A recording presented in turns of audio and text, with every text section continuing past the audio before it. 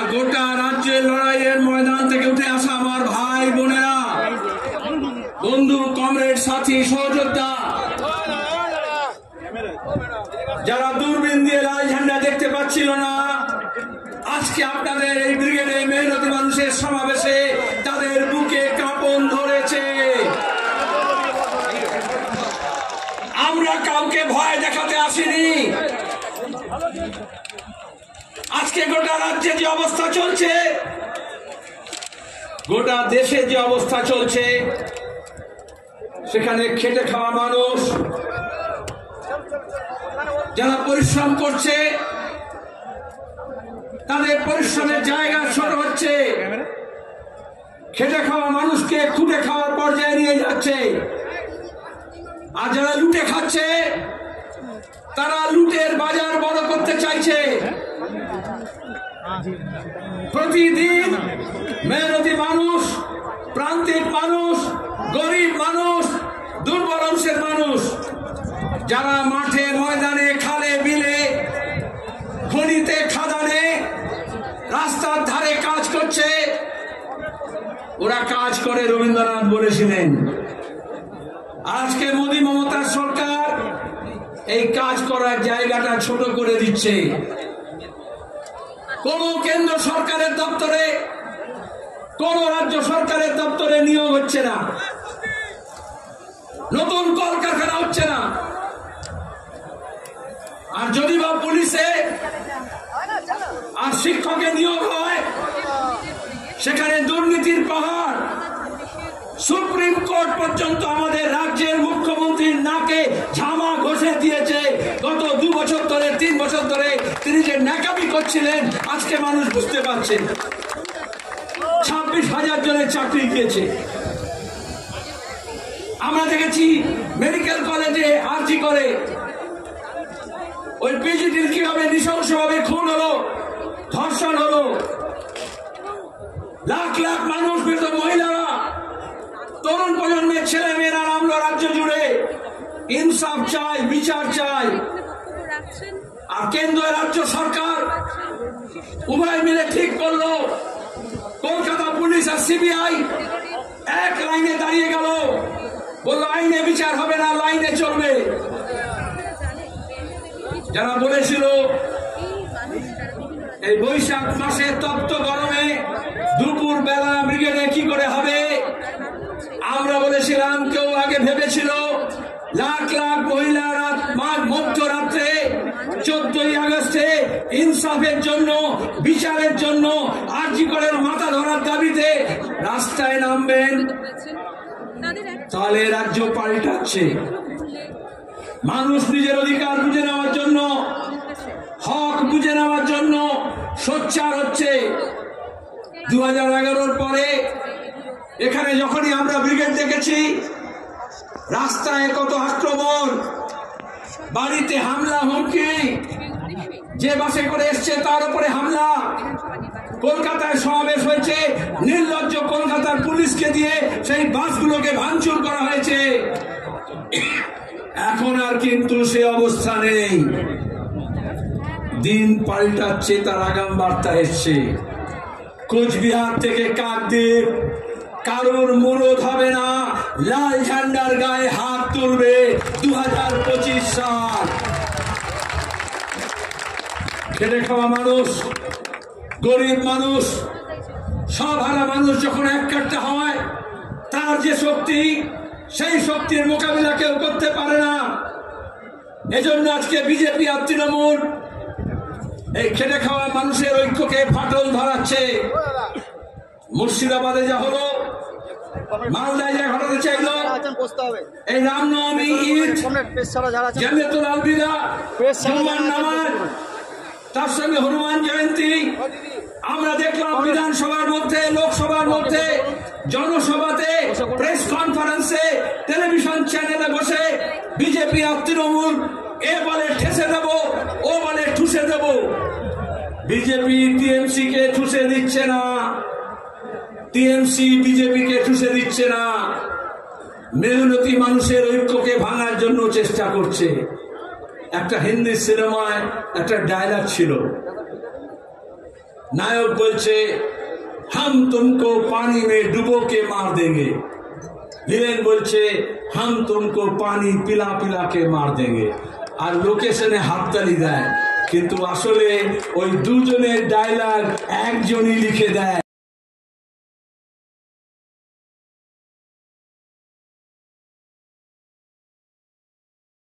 খুন করেছিল, আজকে সে মহান শাস্তি চাইছে। কেন কলকাতা পুলিশ, কেন রাজ্য পুলিশ? যারা ঘৃণার ভাষণ দিচ্ছে, যারা উস্কানি দিচ্ছে, যারা প্রতিদিন হিন্দু মুসলমানকে লড়ানোর চেষ্টা করছে, মমতা ব্যানার্জি পুলিশ মন্ত্রী কেন একটা মোকদ্দমা হলো না ঘৃণা ভাষণের বিরুদ্ধে? আমরা ব্রিগেড থেকে দাবি করছি পশ্চিমবঙ্গের বুকে সম্প্রীতি ঐক্য ভাঙার জন্য যে হিংসা ছড়াবে, এই পুলিশকে বলছি তার বিরুদ্ধে মামলা মোকদ্দমা করতে হবে। আর নাহলে আমরা গোটা রাজ্য জুড়ে সব থানায় এফআইআর করব। দেখবো মমতা ব্যানার্জির পুলিশ 2011 থেকে আমাদের কর্মীদের বিরুদ্ধে মিথ্যা মামলা দিয়েছে হাজার হাজার। এখানে অনেকে আছে যারা ঘর ছাড়া হয়েছিল, জেল হয়েছিল, জরিমানা হয়েছিল, হামলা হয়েছিল, মিথ্যা মামলা হয়েছিল। আর তারপর নিজের মালিকদেরকে বলেছিলেন মমতা ব্যানার্জি, দিল্লিতে ওয়াশিংটনে যারা বসে আছে, মুম্বাইতে যারা বসে আছে, সব ঠান্ডা করে দিয়েছি, লাল ঝান্ডা শেষ হয়ে গিয়েছে। ওরে লাল ঝান্ডা একটা 1.5 গজের কাপড়ের টুকরো না। কোন কর্পোরেট কোম্পানির ইলেকট্রাল বন্ডের টাকা দিয়ে, চিট ফান্ডের টাকা দিয়ে এই কাপড় টুকরো কেনা হয়নি। ক্ষেত মজুর, দিন মজুর, একটা হকার, বস্তিবাসী, কলোনিবাসী, উদ্বাস্তু মানুষ, শ্রমিক, অস্থায়ী শ্রমিক, যারা দিন আনে দিন খায়, দিন মজুর, যারা বিভিন্ন স্কিমে কাজ করে, যাদের কোনো নিরাপত্তা নেই, কাজের কোনো সামাজিক নিরাপত্তা নেই, যে ভূমিহীন কৃষকের জমির দাম ছিল না, তারা সবাই যোদ্ধার, জমিদার, মালিক, পুলিশ, এই স্বাধীন ভারতের পুলিশ, বাংলার পুলিশ হোক আর ব্রিটিশ পুলিশ হোক, তার বিরুদ্ধে লড়াই করেছে, নিজের বুকের কলজের রক্ত দিয়ে এই ঝান্ডাকে লাল করেছে। আজকে শুভেন্দু বড় বড় কথা বলছে, তৃণমূলের ঝান্ডা নিয়ে, কিষানজির মাওবাদীদের ল্যান্ডমাইন আর মেশিন গান নিয়ে কি বলেছিল? মেদিনীপুরে লাল ঝান্ডা কেন, লাল ন্যাকড়াও দেখা যাবে না। আর এখন সেই তৃণমূলের ঝান্ডাকে নিয়ে ন্যাকড়া বানিয়ে অমিত শাহের পেছন মুছতে গিয়েছে বলে দল বদল করেছে। আমরা গর্বিত, আমাদের এই কর্মী বাহিনী, যাদের জন্য কোনো ছাউনি করতে হয়নি, এয়ার কন্ডিশন ক্যাম্প তো ছেড়ে দিন, তাবু ছেড়ে দিন, কোনো খানার ব্যবস্থা করা হয়নি। এই প্রচন্ড রোদে দুপুর বেলা কি করে এসে বসবে লাখ লাখ মানুষ? মিডিয়ায় নিয়ে গবেষণা করছিল।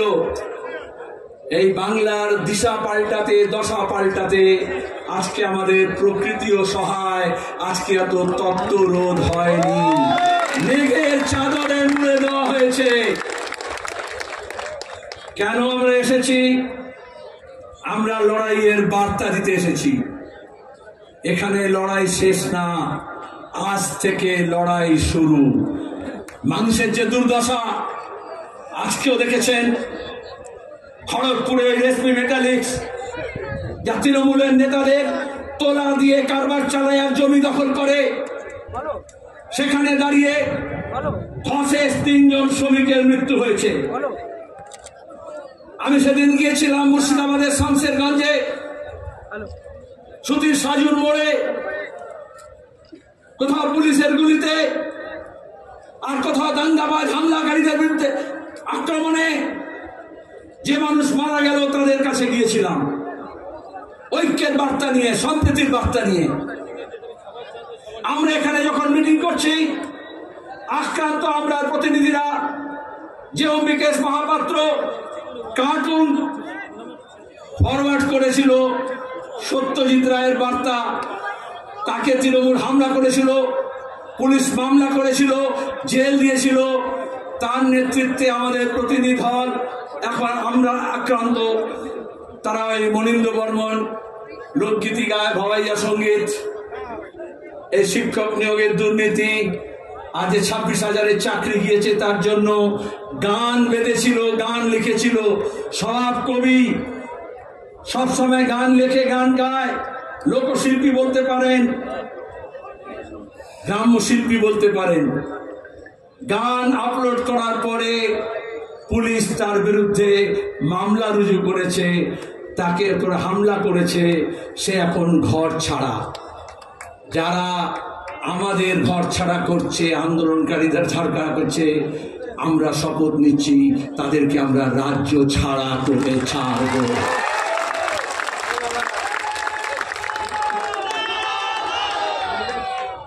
সুপ্রিম কোর্ট বলছে, দেশের আইন বলছে, প্রতিদিন মোদী সরকারকে চপটাঘাত করছে। যেভাবে সার্ভেলেন্স, যেভাবে নজরদারির ব্যবস্থা করা হচ্ছে, নাগরিকদের অধিকার কেনা হচ্ছে, গণতান্ত্রিক অধিকার কেনা হচ্ছে। আপনি কি খাবেন, কি পড়বেন, কোন কথা বলবেন, কার সঙ্গে যাবেন, এই সব নাকি তারা ঠিক করে দেবে। আমাদের সংবিধান বলছে আমাদের অধিকার আছে প্রত্যেকের নিজের নিজের মেরি মার্জি।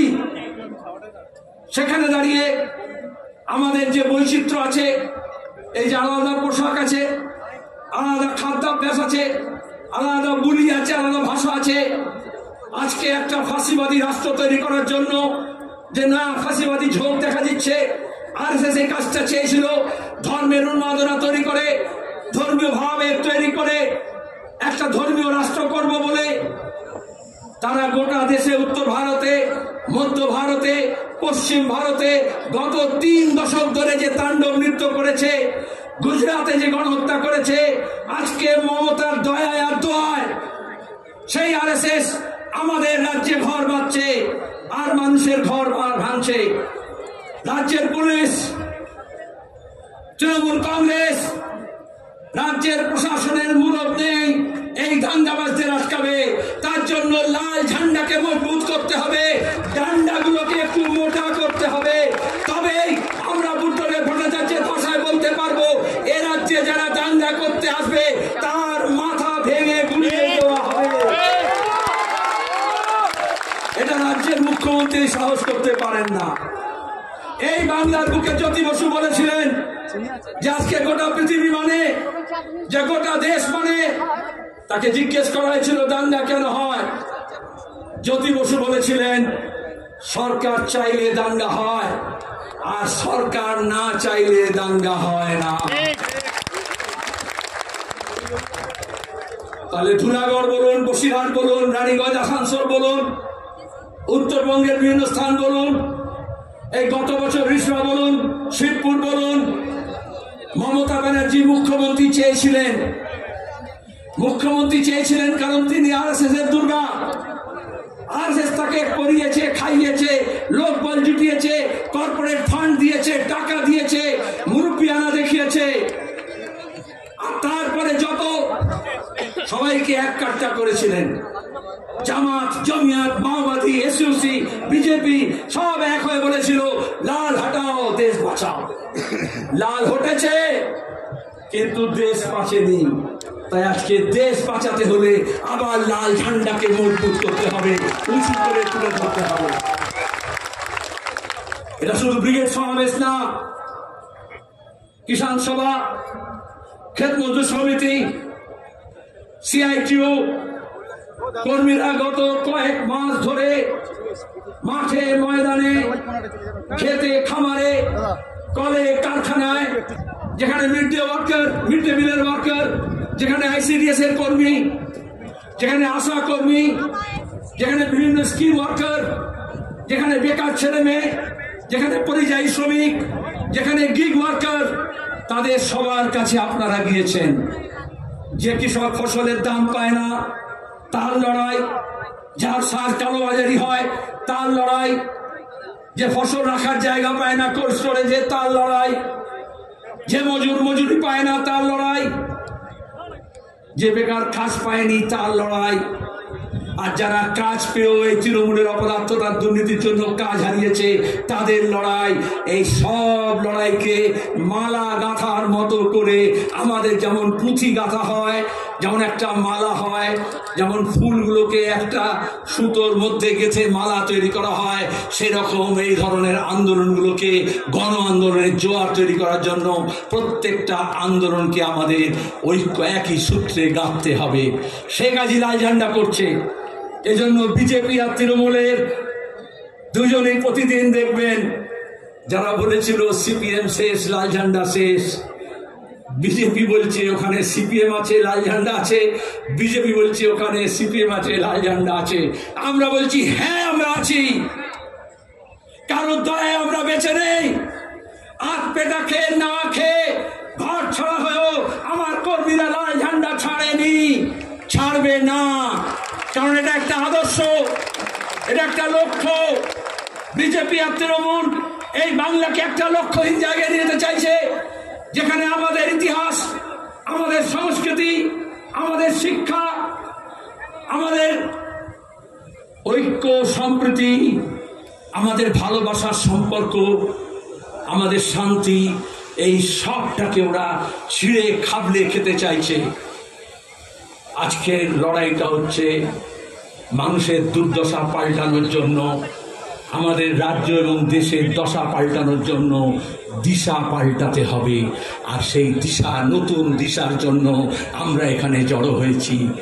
আর যখন সংকট হয়, যখন সমস্যা হয়, যখন বিপদ আসে, এমনকি যদি একটা রাস্তা দিয়ে হেঁটেও যান, যদি অ্যাক্সিডেন্ট হওয়ার ভয় থাকে তাহলে বলা হয় একটু বাঁ দিকে চেপে যান, বাঁ দিকে ধরুন। আজকে এই রাজ্যকে, এই দেশকে বাঁচাতে হলে একটু বাম পথ ধরতে হবে। সেজন্য আমরা বলছি, শুধু আমরা না, যে চারটি সংগঠন আজকে এখানে এসছে তারা না, আমাদের সঙ্গে অনেক সংগঠন যোগাযোগ করেছে। আপনারা সিআইটিউ, অল ইন্ডিয়া কিষাণ সভা, all India agriculture workers union, বস্তি উন্নয়ন সমিতি, চারটে সংগঠনে ডাক দিয়েছেন। আমরাও তো আসতে চাই। অনেকে দেখেছেন এখানে এসছেন, আমরা বলেছি সবাই আসুন। সবাই আসলে ব্রিগেডের স্থান সংকুলান হবে না, রাজ্য জুড়ে ব্রিগেড গড়ে উঠবে। আর সেই ব্রিগেডে আপনাদের সবাইকে আমন্ত্রণ জানাচ্ছি। যারা বিজেপির টাকা খাবে না, যারা তৃণমূলের ভয় পাবে না, তাদের সবাইকে নিয়ে আমরা 26-এর লড়াই লড়ব। বন্যা টুডুর কাছে শুনেছেন আপনারা, লড়াইয়ের ময়দান থেকে উঠে এসছে। আমাদের নেতা নেত্রী টালিগঞ্জের আর বলিউডের স্টুডিও থেকে উঠে আসে না। জমির লড়াই, যাদের পাট্টা ছিল পাট্টা কেড়ে নিয়েছে, তাদের লড়াই করে নাকে হ্যাঁ করে নাক খত দিয়ে এই প্রশাসনের জমির লড়াইতে নিজের ভূমিতে কৃষকরা তার নিজের অধিকার প্রতিষ্ঠা করেছে, তার প্রতিনিধিত্ব করতে এসছে। সে কি বলেছে ক্রিকেটের ভাষায়? আমি খুব বেশি ক্রিকেটের ব্যবহার করি না, বলেছে উইকেট ফেলে দেবো 26-এ। আর আপনারা শুধু বললে হবে, যারা পেছনে আছে, কি উইকেট ফেলবেন তো? তার জন্য আমি একটু ফুটবল বেশি ভালোবাসি। ফুটবলে হচ্ছে একটু নেমে খেলতে হয়, আমাদের সবাইকে একটু নেমে খেলতে হবে। কি রাজি তো? নেমে খেলবো, যাতে এই চোর জোচ্চোর দুর্নীতিবাজকে 14 তালা থেকে টেনে হিচড়ে আমরা মাটিতে নামাতে পারি, সেই শপথ আমাদের নিতে হবে। আর যারা মনে করছে স্যুট বুট পরে গভর্নর সাহেব ঠিক করবেন, আমরা বলি এই গরিব মানুষের লড়াই কোন লাট বেলাট লড়তে পারবে না। গরিবের লড়াই গরিবকে লড়তে হবে, বাংলার লড়াই বাংলার মানুষ লড়বে। আমরা যদি জাত পাত ধর্ম বর্ণ, হিন্দু মুসলমান, মন্দির মসজিদের নামে না ভাগ হই, তাহলে এই বাংলার এই শক্তি আছে। 190 বছর ইংরেজের শাসনের বিরুদ্ধে লড়াই হয়েছে, ফাঁসি হয়েছে, জেল হয়েছে, আন্দামানের সেলুলার জেলের নাম লেখা আছে। তারপরে বেরিয়ে এসে লাল ঝান্ডাকে মজবুত করেছে। দেশ স্বাধীন হয়েছে, তারপরে আমরা লড়েছি। খাদ্য আন্দোলন হয়েছে, জমির লড়াই হয়েছে, সেচের জলের জন্য লড়াই হয়েছে, মজুরির জন্য লড়াই হয়েছে, নতুন কলকারখানা তৈরির লড়াই হয়েছে, বন্ধ কারখানা খোলার লড়াই হয়েছে। সেই লড়াই আমরা সবাই এক কাট্টা ছিলাম। আমরা লড়াই চাই, আমরা লড়াইকে ভয় পাই না। আমরা বলি এ লড়াই লড়তে হবে, আমরা বলি এ লড়াই বাঁচার লড়াই, বাঁচার জন্য প্রতি মুহূর্তে লড়াই করতে হয়। কিন্তু সেই লড়াইটা মন্দির আর মসজিদকে ঘিরে নয়, সেই লড়াইটা হিন্দুর বিরুদ্ধে মুসলমানের না, মুসলমানের বিরুদ্ধে হিন্দুর না। ধর্মের নামে যারা বেসাতি করে, বাংলাদেশের দিকে তাকিয়ে দেখুন, গণপ্রজাতন্ত্রী স্বাধীন সার্বভৌম ধর্মনিরপেক্ষ বাংলাদেশ, সেখানে সংখ্যালঘুদের অত্যাচার হলো কেন হলো? যারা এখানে মারা কান্দি কাঁদছিল, কুমিরের কান্না কাঁদছিল বাংলাদেশের সংখ্যালঘু নির্যাতনের প্রশ্নে, তাদেরকে জিজ্ঞেস করে কি হলো? সাবধান ফুরিয়ে গেল। ইউনূস আর মোদির মধ্যে বৈঠক হলো, আর এখানে সব লেজ তুলে যে হনুমানের দল লাফাচ্ছিল, এখন দু পায়ের পেছনে লেজ গুটিয়ে দিয়ে এখন কি বলছে? এখন মুর্শিদাবাদ দেখাচ্ছে। আমরা মুর্শিদাবাদকে বাংলাদেশের মতো সংখ্যালঘু নিধনের জায়গা হতে দিতে পারি না। কমিউনিস্টদের শরীরে এক বিন্দু রক্ত যতক্ষণ থাকবে, আমরা এই দাঙ্গাবাজদের বিরুদ্ধে লড়ে যাব, এই শপথ আমাদের দিতে হবে।